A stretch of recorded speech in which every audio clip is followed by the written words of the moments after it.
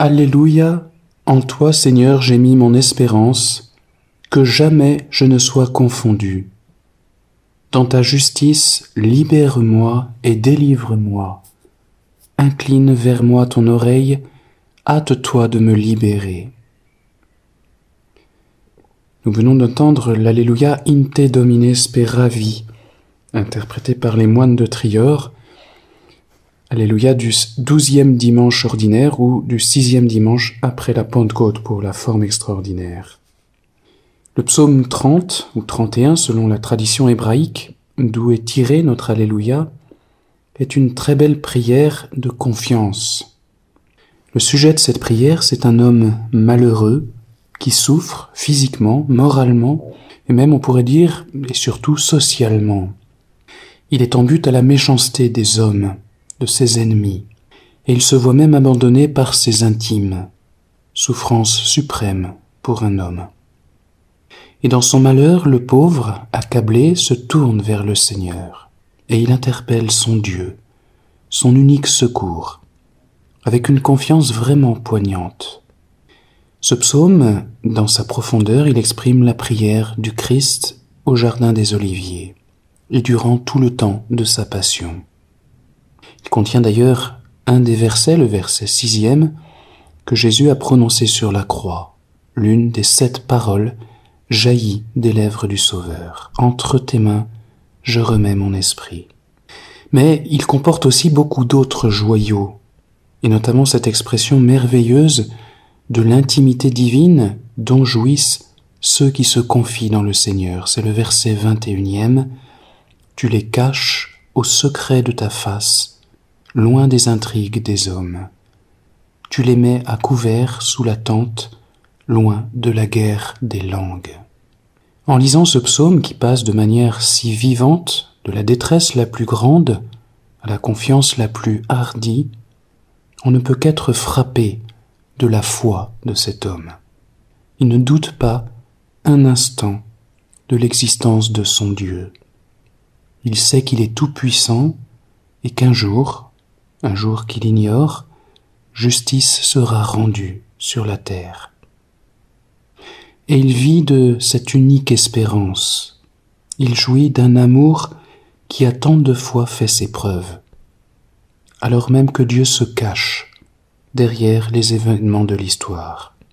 Et alors il s'écrie « Pour moi je suis sûr de Yahvé, que j'exulte et jubile en ton amour, toi qui as vu ma misère. » Ou encore « Et moi je m'assure en toi, Yahvé, je dis c'est toi mon Dieu, mes temps sont dans ta main. » Et encore « Béni soit Yahvé car il a fait pour moi des merveilles d'amour au temps de la détresse. » Eh bien nous avons besoin de ces vérités aujourd'hui, de ces accents, de ces prières qui sont inspirées par Dieu pour porter remède et secours à toutes les générations. L'homme moderne est rongé par l'inquiétude, une inquiétude sourde qui naît d'un sentiment terrible de l'absence de Dieu, du silence de Dieu. Et nous sommes minés trop souvent par un certain fatalisme devant la souffrance et la mort. Et c'est que nous avons peu à peu pris l'habitude de vivre sans Dieu, sans penser à l'au-delà, sans inscrire notre existence dans le plan divin qui ne s'arrête pas pour nous avec notre mort physique. Il y a le ciel, il y a la vie éternelle, nous sommes en chemin vers ce bonheur indéfectible. Et nous oublions tout cela si facilement dans le tourbillon de notre quotidien. Et du coup, nous en venons à désespérer de ce bonheur que nous cherchons tous, mais qui nous échappe tant que nous le plaçons uniquement dans des créatures défectibles, dans des plaisirs éphémères, dans des biens matériels incapables de nous combler. Les anciens vivaient plus pauvrement que nous, plus simplement, mais aussi sûrement avec plus de bon sens et de réalisme. Et du coup, la présence de Dieu leur était beaucoup plus familière. Ils savaient le regarder, l'aimer, aussi bien dans leur peine que dans leur joie. Il faisait partie de leur existence.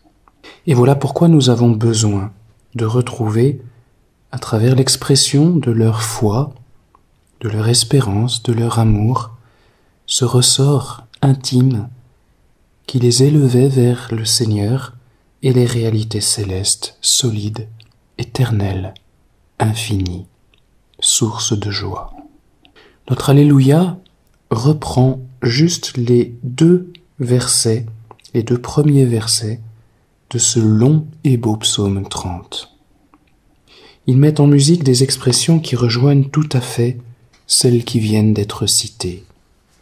En toi, Seigneur, j'ai mis mon espérance, que jamais je ne sois confondu. Dans ta justice, libère-moi, délivre-moi, incline vers moi ton oreille, hâte-toi de me libérer. Les psaumes, comme toute la Bible, supposent que Dieu existe. Pour les auteurs inspirés, cette certitude, elle est plus grande que la certitude des petits-enfants qui vivent en présence de leurs parents. Ils savent que l'amour est premier, que l'amour aura le dernier mot. Et ceux qui ont eu le malheur de ne pas pouvoir bénéficier de cette expérience fondamentale de l'amour ont d'autant plus besoin de savoir qu'il y a au ciel, pour eux tout spécialement, un Père qui les aime et ne les abandonnera jamais. Et c'est pour eux surtout que ces psaumes existent, que la liturgie existe, et qu'elle chante la fidélité de Dieu. Alors vivons de cette certitude bienfaisante qui ne nous décevra jamais. Ayons confiance, même en ces temps difficiles. Accrochons-nous au Christ qui a rendu visible pour tous le visage de notre Dieu. Réfugions-nous dans le cœur de la Vierge Marie aussi, que Dieu nous a donné comme un surcroît gratuit de tendresse et de miséricorde. On réécoute cet Alléluia avant d'en faire le commentaire musical.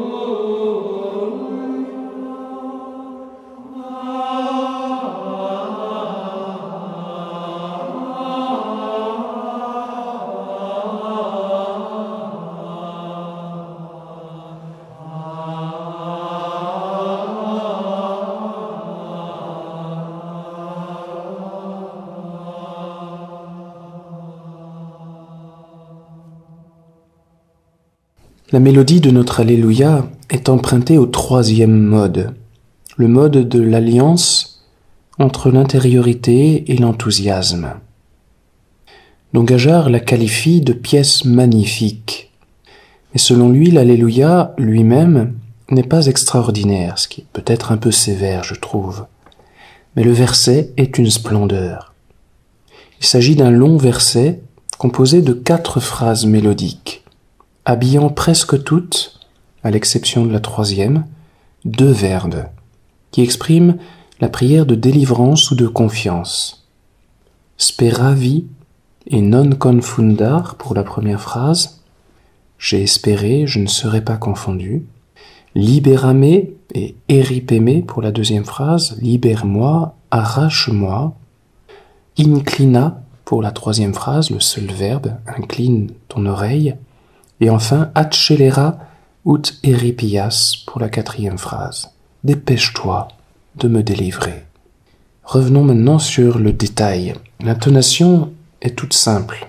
On va du fa au Do supérieur qui est la dominante du troisième mode. Il y a déjà beaucoup d'élan dans ce départ, de l'élan et aussi de la douceur quand on atteint le sommet. La force vient après avec le double Do qui suit la formule d'intonation. Le passage qui suit cette intonation se décompose assez facilement en deux mouvements, le double Do dont on a parlé, avec l'arpège gracieux qui le suit, Sol, La, Sol, Fa, puis une reprise au Do supérieur mais plus douce, plus tendre, et suivie d'une descente bien balancée vers le Mi de la cadence. Le premier mouvement est fort, allègre, en plein élan. Le second mouvement est plus large, plus intérieur, plus méditatif, et il conduit vers la formule finale toute humble, très calme, qui privilégie les intervalles de secondes et ne monte plus au-dessus du La. Mais l'élan reprend bien vite ses droits dès le début du verset. Les deux premières notes, syllabiques, y contribuent, ainsi que le neum ascendant qui commence le mot « dominer » et qui fait atteindre d'emblée le Do aigu, qui était le sommet jusque-là. La belle courbe très détendue, très fluide, qui enveloppe le nom du Seigneur, exprime déjà la grande confiance de la longue prière qui va s'élever vers lui. Le premier verbe, speravi, est mis en lumière par son accent ferme et puis par l'ardeur des notes longues sur le Do. La descente qui suit vers la finale du mot speravi est vraiment splendide. On a d'abord deux intervalles par degrés conjoints, Do, Si et Si, La, puis on revient au Do, et puis on redescend par deux intervalles plus grands cette fois. Une quarte d'abord, Do, Sol, puis une tierce, Sol, Mi, jusqu'au Mi de la cadence. Cadence admirable, toute nuancée d'intime tendresse, dit Dom Baron. Le deuxième verbe de cette première phrase renchérit dans la confiance par sa montée très progressive vers le Do de confundar. Ce verbe mérite un tempo plutôt large au début, avec un crescendo et un accelerando à mesure qu'on va vers le sommet, qui lui est pris en douceur, bien épanoui. Mais le crescendo continue après lui, et fait de tout ce verbe un passage à la fois fort et doux, humble, parce qu'il démarre au grave, et chaleureux. Ensuite, on a la descente sur In Eternum, qui conclut avec douceur et certitude, et une belle nuance contemplative, toute cette admirable première phrase. La seconde phrase, elle inaugure la prière de demande. La mélodie est moins chargée de neum, elle est plus simple, plus directe, devenant même syllabique sur le premier verbe libérame. Prière humble, vraiment touchante par sa simplicité, après avoir invoqué la justice de Dieu, ce Dieu qui sait mieux que nous ce dont nous avons besoin. Il y a vraiment une belle justesse, une richesse spirituelle dans ce bref passage mélodique. Et l'inspiration continue avec la très heureuse montée de eripeme, ce verbe plus poignant, arrache-moi, qui exprime la souffrance grandissante de l'âme. Et la cadence sur me à la fermeté du mode de sol. La troisième phrase se fait un peu plus douce. Le mot inclina y invite. Il y a un contexte de tendresse. Donc il faut le prendre sans forcer aucunement et de manière très fluide. Cette fois, le petit mais qui se pose également sur le sol, mais sans qu'il s'agisse là d'une vraie cadence, a quelque chose de plus tendre. On retrouve d'ailleurs la mélodie de dominer de la première phrase, avec cette même nuance de confiance. Et le reste de cette troisième phrase assure la jonction mélodique entre les formules de la première phrase et celle du jubilus qui va reprendre sur la quatrième et dernière phrase sur accelera. Ce dernier mot, hâte-toi, dépêche-toi, apporte sa nuance de chaleur qui rend la prière encore plus intense. Et la pièce se termine à nouveau sur le petit moi, qui est encore une fois mentionné, mais qui est ici très développé mélodiquement, sur la belle mélodie contemplative du jubilus qu'on retrouve. Il ne s'agit pas à proprement parler de la contemplation de soi, puisque ce moi, c'est d'abord, ne l'oublions pas, celui du Christ. C'est aussi celui de l'Église, dans lequel chacun des moi, chacune des personnes vient se fondre. Et c'est alors et seulement celui de chacun et de chacune d'entre nous en tant qu'aimé du Père. Il y a dans ce moi, on pourrait dire, toute la contemplation amoureuse du salut qui arrive jusqu'à nous. Alléluia.